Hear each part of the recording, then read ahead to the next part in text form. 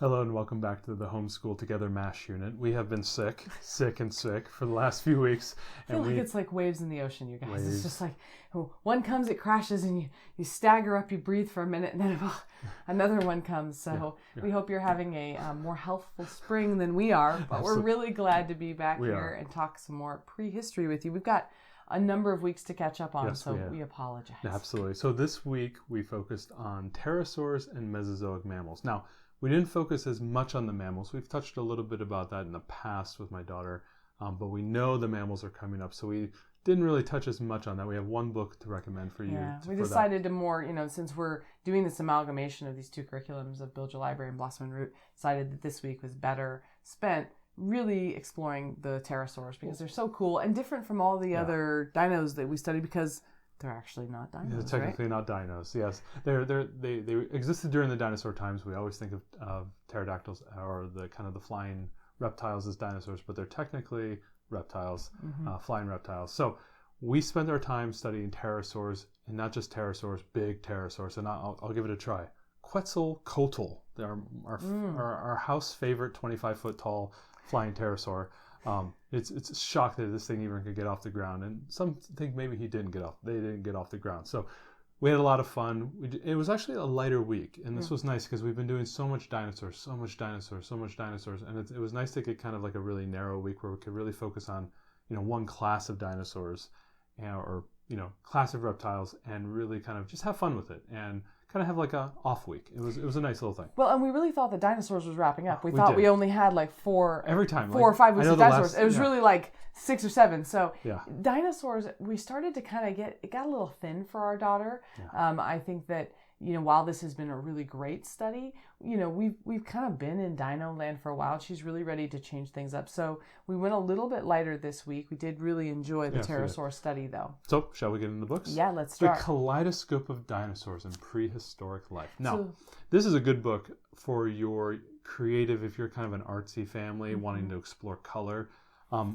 Really talking about how we don't know what they looked like. We don't know what their skin exactly looked like or what the colors of their feathers were.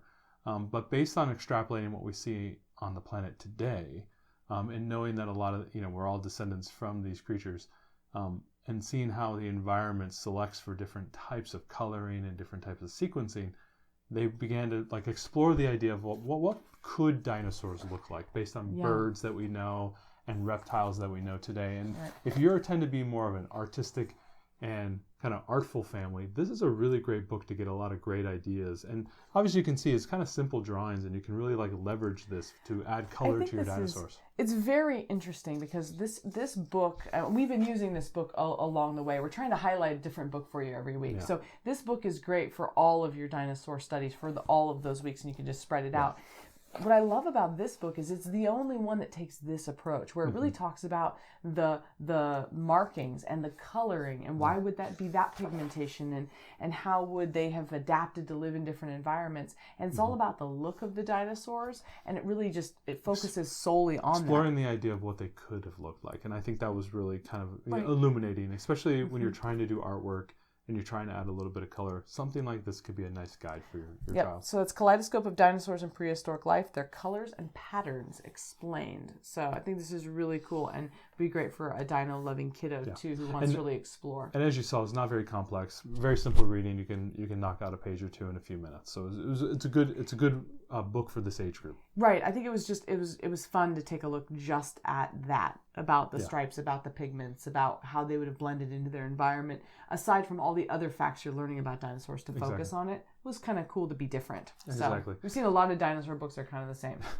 Junior Scientist, Fossils for Kids. This is one of the spines from Build Your Library, so we wanted to highlight it as we're trying to highlight a different spine a week. So talking about different ways fossils appear, basically.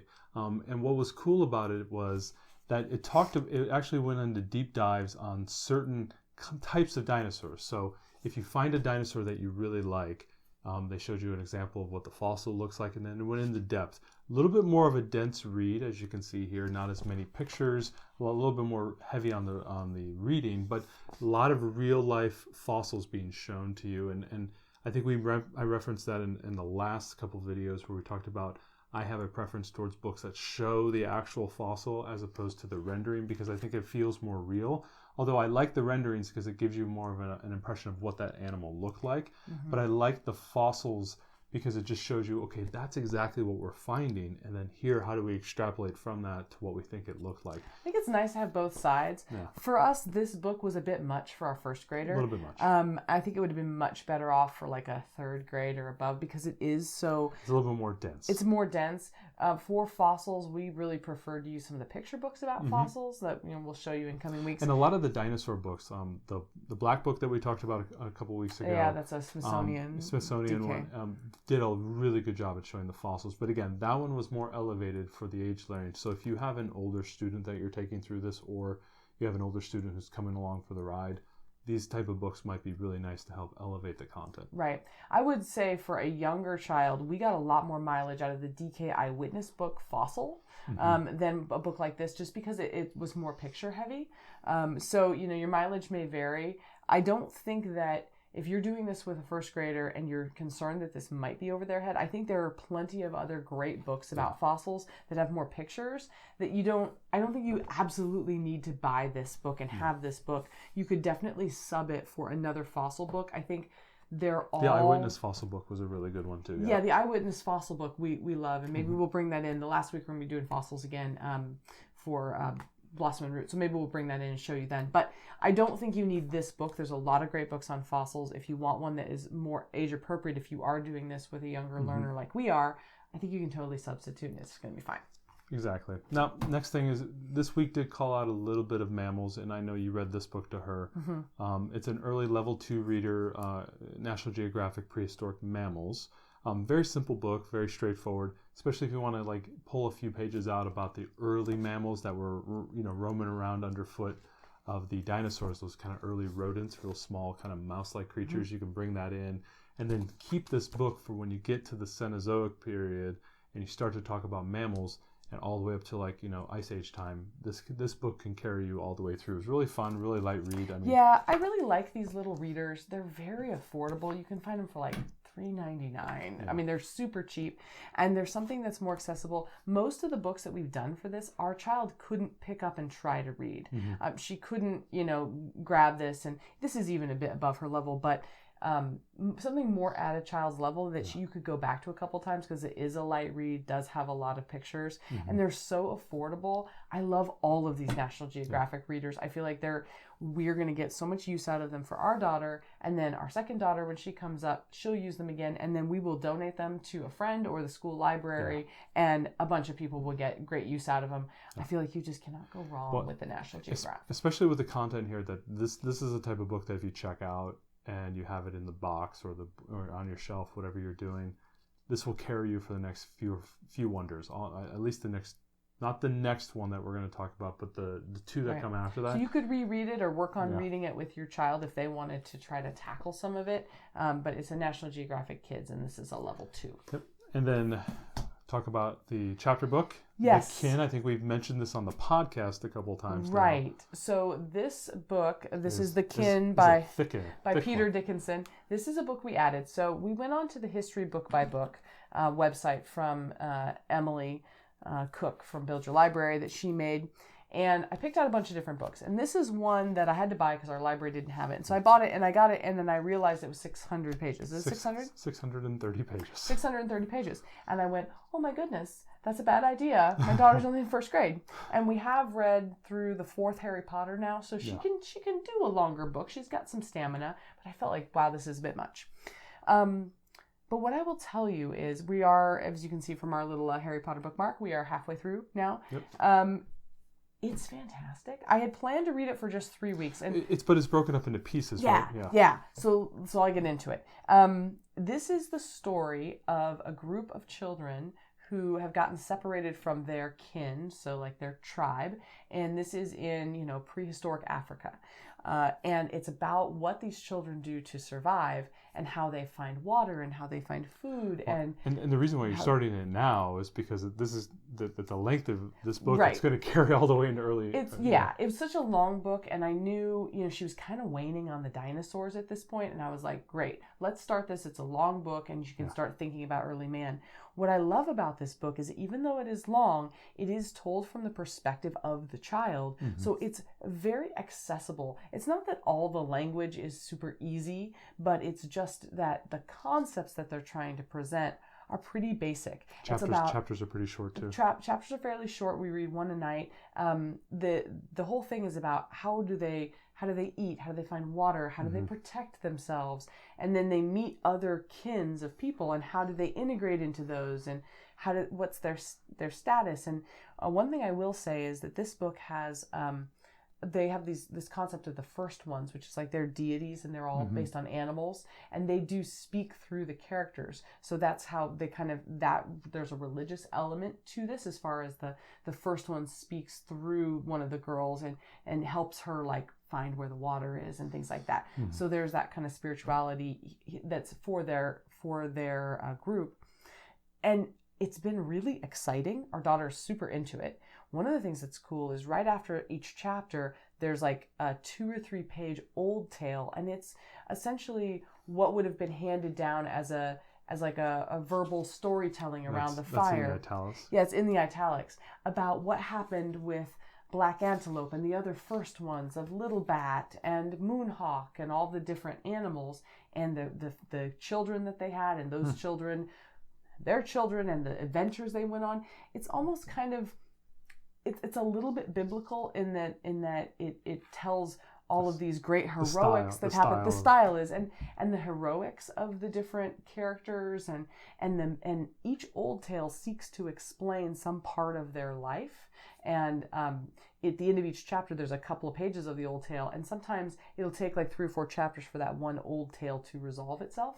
But it tells some reason why, like, this kin doesn't trust this other kin, or why we never get too close to that river, or there's like reasons. It's their explanations for why things are the way they are, and it's all completely made up. It's really interesting.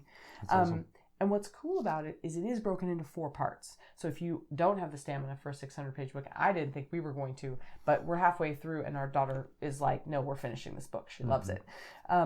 It's broken into 4 sets, 4 different stories, and each story you could think of as like, they're each about 150 pages, and you could think of them as being like each book in, it could have been a 4-book series that were all 150-page books.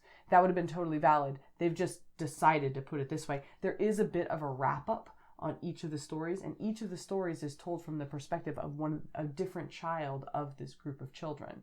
So the first one's told from the oldest boy, and then the second one's told from the oldest girl, and she's the one that interprets the dreams of the first one. And then we're on the one of the middle boys, who's just kind of learning to be helpful to the kin. So that's awesome. We're learning a lot about like ancient tools and struggles. Like they can't make fire. They have to get it from a lightning strike, or there was a lava situation. There was a hot rock, and they were able to use that. How do they take their fire with them from place to place? There are nomadic people. What are the considerations they have to make? Our daughter is fascinated by all of this. So if you think that you might have the stamina for it, or you just want to read one part at a time and just make it like a single book and be 150 pages, I highly recommend this. We have really, really enjoyed it, and we intend to finish the whole thing. Especially if you have an older child too, this would be great. I think I might have been even interested to read this on my own had we not have been reading it. It's definitely not a kid's book. It's not meant for that. That being said, there's nothing that's happened that has been inappropriate. There was one kin that they got into where they were having some problems with genetic defects because the kin was so isolated that they were interbreeding. And so they were talked about them having bad blood and wanting to mix with the good blood of the children when they grew up, wanting them to stay so that they could mix up. So I had to explain a little bit about why that would be a problem, like why there would be genetic defects happening. But other than that, not too much violence. Not too much violence. Gore. There hasn't been any real gore. There has been a little bit of peril, but it's been fairly quickly resolved within same chapter. So it hasn't bothered our daughter at all. She's fascinated, and has definitely given her a real perspective for what their life must have been like, and the challenges that they must have had just for the everyday, finding food and water and shelter. So awesome. I highly recommend this book, but it's a little bit long. Moving on, we did a couple videos on pterosaurs. There were some nice Nat Geo and Eons videos talking about them, as well as referencing a section of the prehistoric planet video that we talked about, I think, goodness gracious, like 4 or 5 videos back. That was on the Apple Plus. There's some really nice pterosaur sections there. Hunting, also kind of social structures within the pterosaurs, kind of trying to imagine what that might look like. A lot of great videos out there. We enjoyed those. Next, we moved on to arts and crafts. This week was an arts and crafts. So we did a pterosaur zip line.